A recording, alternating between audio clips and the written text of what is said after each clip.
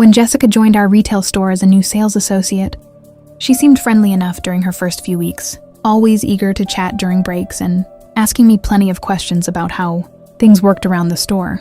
I helped train her on our systems and introduced her to the rest of the team, genuinely wanting her to feel welcome in a job that could be stressful during busy seasons. We got along well enough at first, grabbing lunch together occasionally and covering each other's shifts when something came up. I never had any reason to suspect she saw me as anything other than a helpful coworker. She often stayed late to help close up the store, volunteering for extra shifts whenever someone called in sick, which only made her seem even more dependable and trustworthy to everyone around her.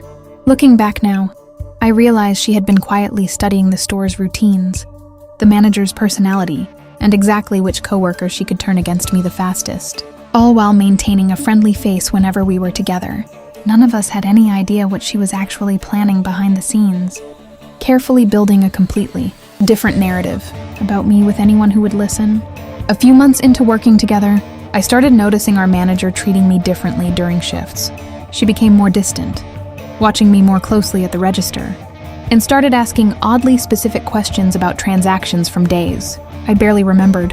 Coworkers who used to chat with me freely began acting slightly awkward, offering polite smiles but avoiding real conversation the way people do when they've heard something they don't fully believe but also don't want to repeat.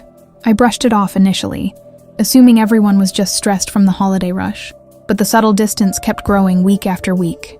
One afternoon, a coworker I trusted quietly mentioned that Jessica had been telling people I was rude to customers when management wasn't around, and that she suspected me of pocketing cash from returns. I felt my stomach drop, completely blindsided, since none of it was even remotely true. I had no idea rumors like this had been circulating for weeks before anyone finally told me directly.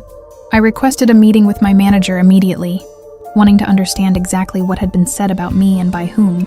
She hesitated at first, clearly uncomfortable, but eventually admitted that Jessica had approached her multiple times over the past month, describing specific incidents where I had allegedly been disrespectful to customers and handled cash improperly during closing shifts. Each accusation came with just enough detail to sound believable.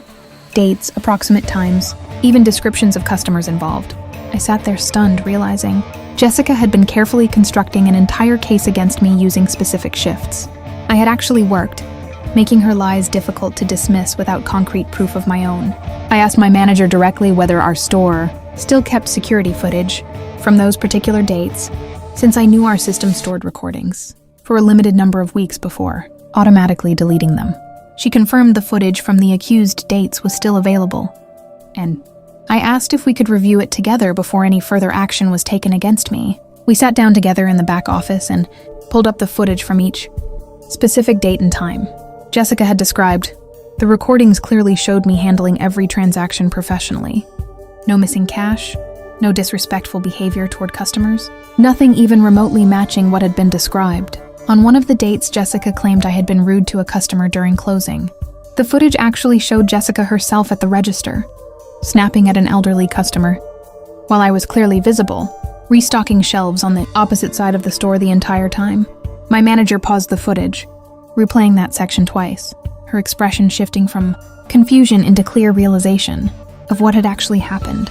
We continued reviewing each accusation one by one, and every single time, the footage told a completely different story than Jessica's version of events, often showing Jessica herself involved in the exact behavior she had accused me of.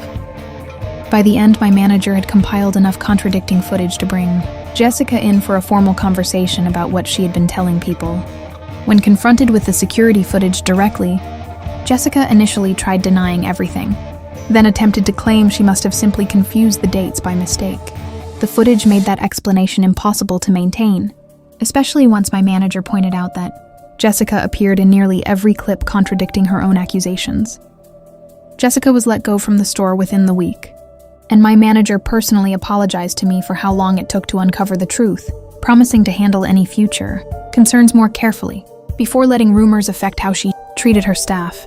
Coworkers who had grown distant slowly returned to their normal friendly selves. Once the full story circulated, several of them apologizing for believing rumors without ever asking me directly. A few of them admitted they had simply assumed the accusations were true.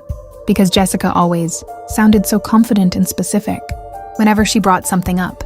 Looking back, requesting that security footage was the single most important decision I made throughout the entire situation, turning vague accusations into undeniable proof. If you ever find yourself facing rumors you know aren't true, look for whatever concrete evidence exists to clear your name rather than simply hoping people will eventually believe you. If you want more real stories like this one, with twists you will not see coming, make sure you subscribe so you never miss the next one.